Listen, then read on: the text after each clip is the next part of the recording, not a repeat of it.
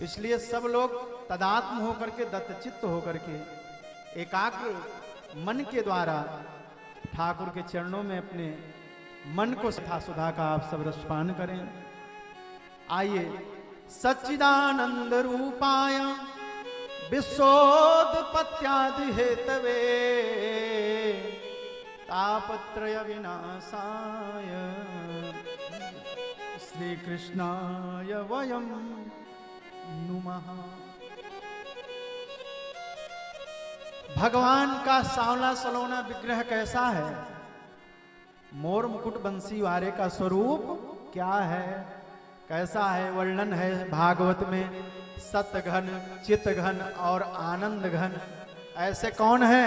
हमारे सच्चिदानंद भगवान श्री माधव मुरारी सरकार हमारे। अब आइए समझते हैं सत का मतलब क्या होता है, चित का मतलब क्या होता है और आनंद का मतलब। आज कल हम आनंद को बहुत छोटा मान लिए, हम सब आनंद को बहुत छोटा। बर्गर खाए, पिज्जा खाए, पानी पूरी खाए, ये सब खाते, खाने के बाद में डकार आती है, आनंद आ गया कहते हैं। लेकिन आनंद आज समझिए, विचार करिए, आनंद होता क्या है?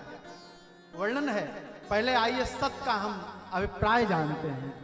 सत का स्वरूप क्या है? तो सत का मतलब होता है क्या? ज्ञान।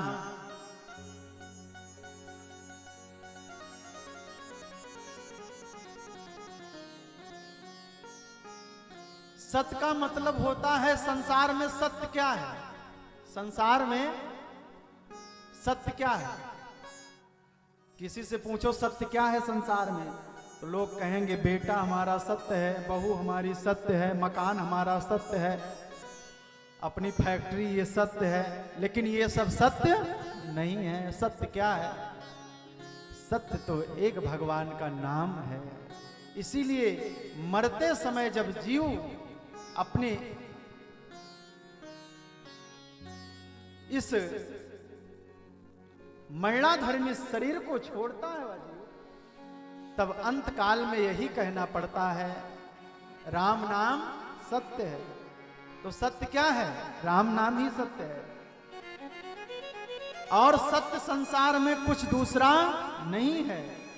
सत्य एक परमात्मा है। हम आप सत्य नहीं है। हम आप तो काल कवलित हैं। क्षण भंगुर जीवन की कलिका, ये जीवन की कलिका कब समाप्त हो जाए इसकी कोई गारंटी कार्ड भगवान ने नहीं दे दिया। जैसे अपने आप को सब कहते हैं हम 100 साल जिएंगे, लेकिन किसी को ये गारंटी कार्ड थोड़ी मिला है 100 साल जिए। 100 साल जीने वाले कोई नहीं है। ये तो कलिकाल है, 60 ही अवध है इसमें, 60 वर्ष। तो संसार में जो कुछ भी आपको दिख रहा है, एक ना एक दिन वो काल कवलित हो जाएगा, एक ना एक दिन वो समाप्त हो जाएगा। हम आप कभी बच्चे थे, आज किस अवस्था में आकर के पहुंच गए? आज 23-24 वर्ष की अवस्था में हम पहुंच गए। कभी बाल्यावस्था थी हमारी, और 10-20 साल बाद मिलेंगे तो और शरीर हमारी ढल जाए, चाहे जो। जैसे अब ऐसे समझिए, कोई मित्र आपका कहीं दूर रह रहा हो और 10-15 साल बाद आपको अचानक आकर के मिल जाए। आपको दिन प्रतिदिन मिलेगा तो आपको ये भान नहीं होगा क्या कि शरीर ढल रही, उसकी शरीर समाप्त हो रही धीरे धीरे। आप उसमें कोई चेंजिंग नहीं, मतलब उसमें कोई चेंजिंग आपको नजर नहीं आए। लेकिन वही 15 साल बाद, 10 साल बाद वही आपका मित्र आकर के मिले तो आप जरूर बोल पड़ेंगे, अरे आप तो एकदम बदल गए। क्यों? क्योंकि संसार परिवर्तनशील है, कुछ भी स्थिर नहीं रह सकता। सब एक ना एक दिन सब समाप्त हो जाएगा। क्या रहेगा? सिर्फ भगवान का नाम आदिकाल से चला आ रहा है और सदा सर्वदा रहेगा। यही परमात्मा का नाम। एक सुंदर पुष्प होता है, सुंदर पुष्प कली के रूप में होता है, फिर खिलता है, अगर तोड़ लिए ठाकुर जी के चरणों में समर्पित कर दिए, नहीं तो अगले दिन वो मुरझा ही जाएगा। ऐसे जीवन हमको आपको मिला है, ये सुंदर मनुष्य तन रूपी पुष्प परमात्मा ने हमको दे दिया है। समर्पित कर पाओ ठाकुर के चरण में कर दो, नहीं तो ये एक ना एक दिन तो मुरझा ही जाएगा। वृद्धावस्था इसकी आ ही जाएगी और शरीर छूट जाएगा, अंत में कुछ काम नहीं आएगा। ना बेटा न बेटी न बहू न धन न माल न खजाना, कुछ काम नहीं आएगा, ना कुछ साथ जाएगा। तो ये सत्य का विवेचन है, सत्य का स्वरूप है सत्य। अब चित्त का मतलब होता है ज्ञान, चित्त का मतलब ज्ञान होता है। जैसे हम और आप ज्ञानी हो सकते हैं, लेकिन किस विषय के? अगर डॉक्टर हैं तो सर्जन के रूप में है तो ऑपरेशन तक तो सीमित है, और जो भी हुआ बीमारी शरीर में। अगर हम ब्राह्मण हैं, पांडित्य कर्म कर रहे हैं, कथा सुना रहे हैं, तो कथा में पारंगत हो सकते हैं। अब कोई हमसे कर दे साउंड सर्विस, आप चलो चलाओ ऑपरेटिंग करो, तो हम क्या जाने? किसी की घड़ी बेकार हो जाए, बोले महाराज जी मेरी घड़ी अभी चल रही थी बेकार हो गई, पता नहीं क्या हुआ, इसको जरा देखिए, तो घड़ी के विषय में हमको क्या नॉलेज?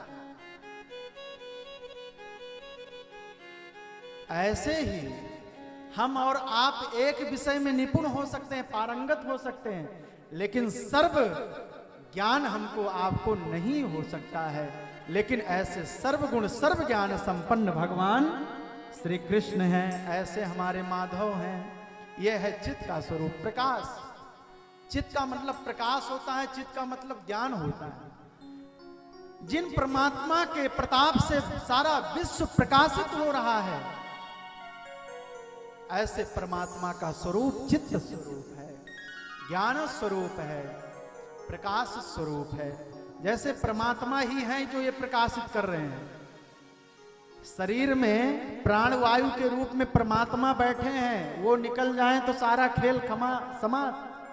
डॉक्टर तभी तक दवा करते हैं जब तक प्राण वायु आपके शरीर में है। प्राण वायु की निकलते ही सब व्यर्थ, कोई हाथ नहीं लगाएगा, परिवार वाले भी दूर कर देते हैं। तो जिनके प्रकाश से सारा विश्व प्रकाशित हो रहा है, ऐसे भगवान के चरणों में हम सब प्रणाम करते हैं।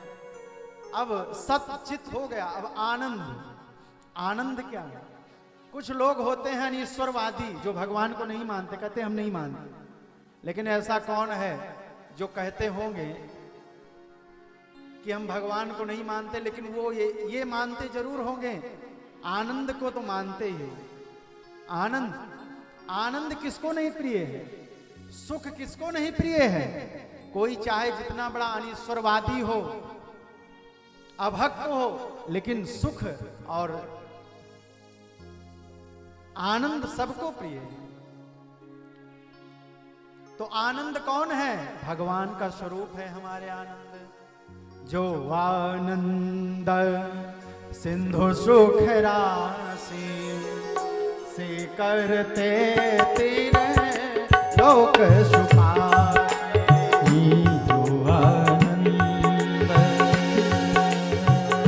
सिंधु सुख राशि से करते तेरे लोक सुपाए। देखो, जो आनंद, उस परब्रह्म परमात्मा जो आनंद स्वरूप है, वह परमात्मा जो आनंद स्वरूप है, उसी आनंद का एक कण लेश मात्र से सारा विश्व आनंदित हुआ नजर आ रहा है। सीकर का मतलब एक कण होता है। सीकर का मतलब सीकर ते त्रिलोक सुपासी। जिस सीकर का मतलब एक बूंद मान लो, एक बूंद से जो परमात्मा आनंद स्वरूप है, उनकी कृपा से, उनके आनंद से, एक बूंद आनंद से सारा विश्व आज आनंदित हुआ नजर आ रहा है।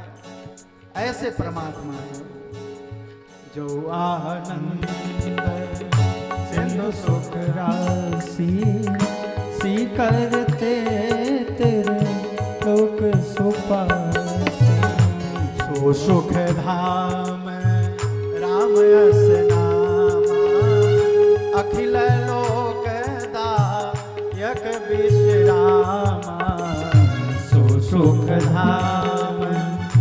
सो सुख धाम राम रस नाम, सो सुख धाम राम रस नाम। अखिल लोक दायक विश्रामा, अखिल लोक दायक विश्रामा। जो आनंद सिंधु सुख राशि से करते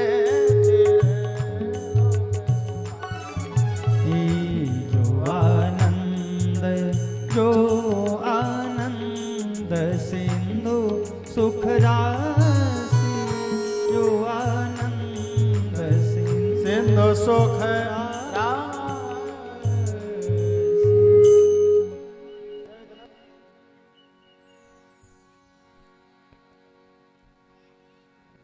तो जिस परब्रह्म परमात्मा जो आनंद स्वरूप है, उसी आनंद के लेश मात्र से सारा विश्व आज आनंद में दिखता है। ऐसे भगवान का कार्य क्या है?